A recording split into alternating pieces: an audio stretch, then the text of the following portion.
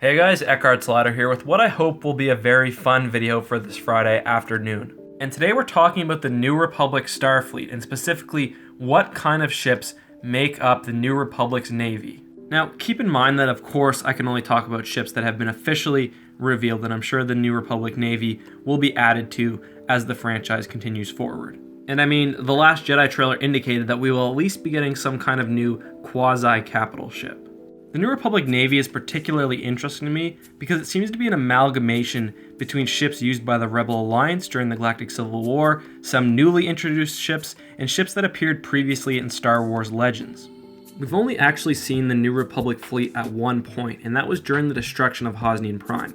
We're led to believe that much of their forces were actually destroyed in this attack, although how much we're not exactly certain.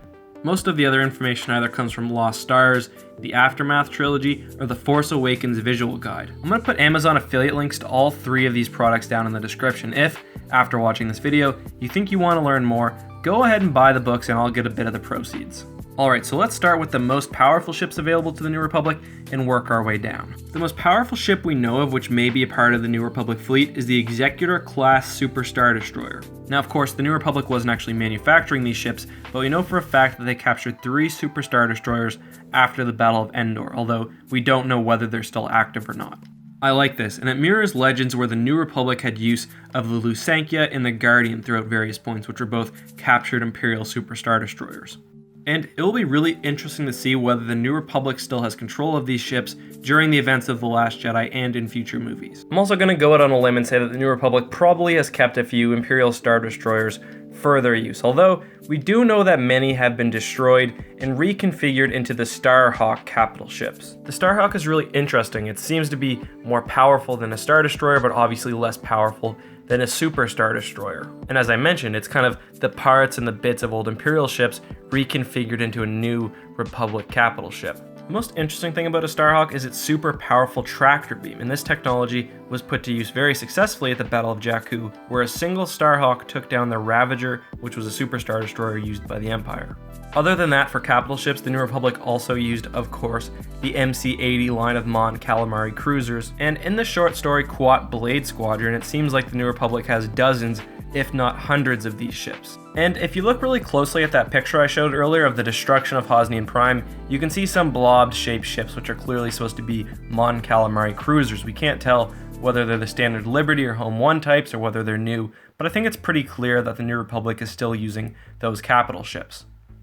The New Republic also made use of some smaller, more familiar ships, including the Nebulon B escort frigate and the CR-90 corvette. I'm not going to go into those ships now, but if you want more information, check out the video I posted yesterday on the top 5 canon Rebel ships. I'll put a link in the description. Now, let's talk about 2 ships that the New Republic uses that were also present in Legends. Well, maybe at least. The first is the Assault Frigate. Now, there were 2 very famous ships in Legends called the Assault Frigate Mark I and Mark II.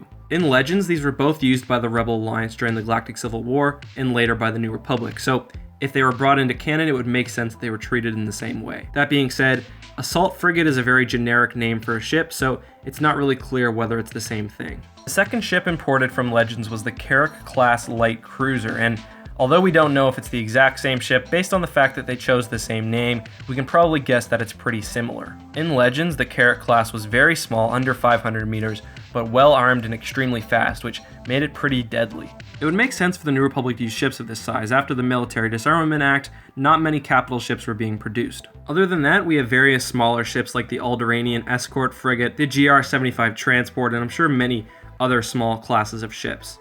But what I mentioned above seems to make up the bulk of the New Republic fleet. If you guys enjoyed this video, please let me know, and maybe next time I'll cover New Republic starfighters. And of course, as I mentioned at the beginning, keep in mind that this list will continue to change as more Star Wars content is released. If you've made it this far, I've got a couple questions for you, and the first is pretty simple. Do you like the idea of the Starhawk's super powerful tractor beam?